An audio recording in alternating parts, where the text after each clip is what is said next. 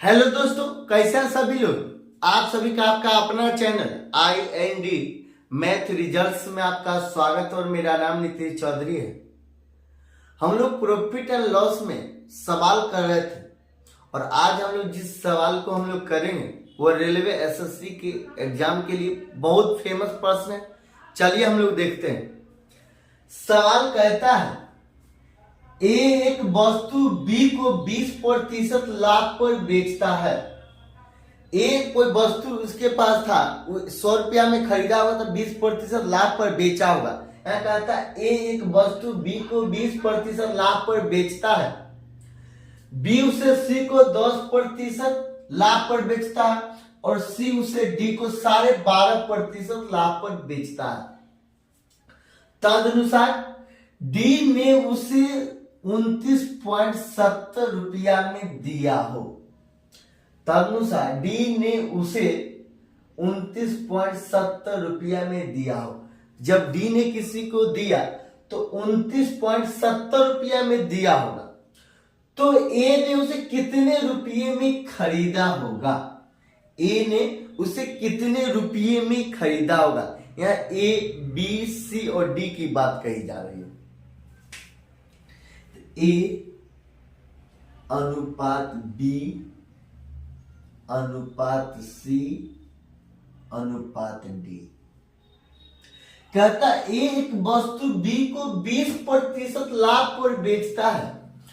20% का fraction value निकालेंगे। ये 20% का हम लोग फ्रैक्शन वैल्यू निकालेंगे।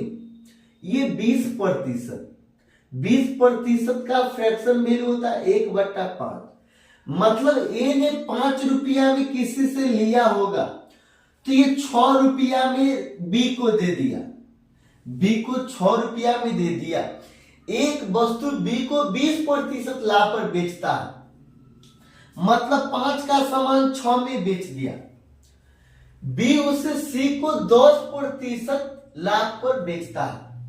10% का फ्रैक्शन वैल्यू कितना होता है? 10%, 1/10।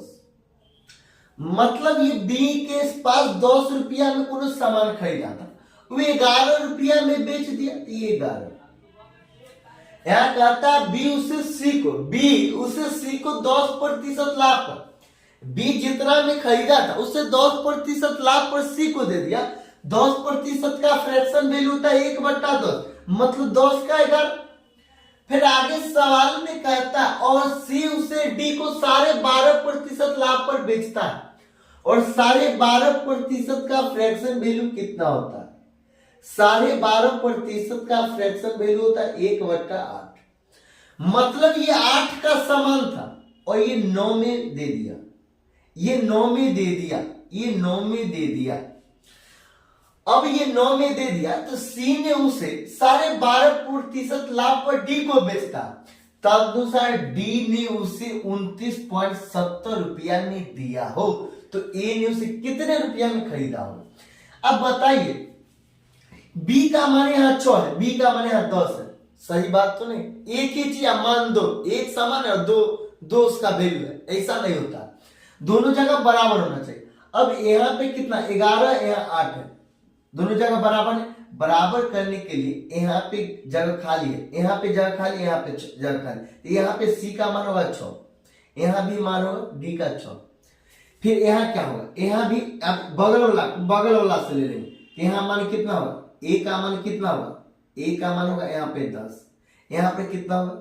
11, यहाँ पे 8। ये यहाँ पे मान कितना होगा? 8 और यहाँ पे मान कितना होगा? 8। अब यहाँ पे सभी को आपस में गुना कर देंगे। सभी को आपस में गुना कर देंगे तो ये कितना है? ये 5 है, ये 10 है। 5 को 10 बार पढ़ने का 50 और 50 को 8 बार पढ़ने के बाद ये 400। तो ये 400 अनुपात। ये क्या है? ये 6 को 10 बार पढ़ेंगे तो 60 होगा और 60 को 8 बार पढ़ेंगे। 8 6 48, 8 6 48 मतलब 480। अब क्या? ये 8, ये 6 है, ये कितना? ये 11, 66। ये 6 को 11 बार पढ़ते हैं 66 और 66 को ये 8 बार पढ़ेंगे तो ये 66 है। 8, 8 को 6 बार पढ़ेंगे 48 के 8 हासिल कितना 4। आई 8 को 6 बार पढ़ेंगे तो कितना 48, 48 4 कितना, ये 48 4 52, तो ये 528 हो जाएगा, ये 528 अनुपात। अब क्या, ये 11 है, ये 11 है, ये कितना है, ये सॉरी ये 6 है, ये 11 है, कितना हुआ 66 है, 66 गुना 9 कितना, ये 66 है और ये 9 है। 9 को 6 बार पढ़ेंगे तो 54 के 4 कितना होगा यहाँ से 5, और 9 को फिर 6 बार पढ़ेंगे 54, 54 5 कितना 59, तो कितना होगा 594 होगा, तो 594, ये 594। अगर यहाँ पे हम लोग 100 से कभी गुना कर देते थे, कभी कुछ से गुना कर देते, अब जब 100 से गुना किया तो ये भाग भी तो 2 से कर सकते हैं। अब 2 से भाग करेंगे तो कितना होगा 200 हो जाएगा। अब यहाँ पे 2 से भाग देंगे, अब जो 2 से भाग देंगे तो यहाँ कितना हो जाएगा 240 हो जाएगा। अब यहाँ देंगे तो कितना हो जाएगा 264 हो जाएगा, 64 है ना होगा 264, 2 1 2 6 6 4, ये 264 हो जाएगा। फिर यहाँ 2 से काटेंगे तो 2 से यहाँ काटेंगे तो कितना हो जाएगा 2 2 फिर 1 9, 9 बार में 18 1 4 7, 297 बार में कैंसिल हो जाएगा, 297 बार में कैंसिल हो जाएगा। और यहाँ सवाल में भी कहता है, जब यहाँ कहता तदनुसार डी ने उसे 29.70 रुपया में दिया, ये 297, ये 297 यूनिट का मान कितना है 29.70, एक यूनिट का मान कितना होगा 29.70 बटा 297। यहाँ से पॉइंट उड़ाएंगे 00, यहाँ से पॉइंट उड़ाएंगे 00, ये 0 और ये 0 कैंसिल हो जाएगा। अब ये कितना 200, ये 297, ये 2970, ये 10 बार में, ये 10 बार में कैंसिल हो जाएगा, मतलब एक यूनिट का मान 1/10।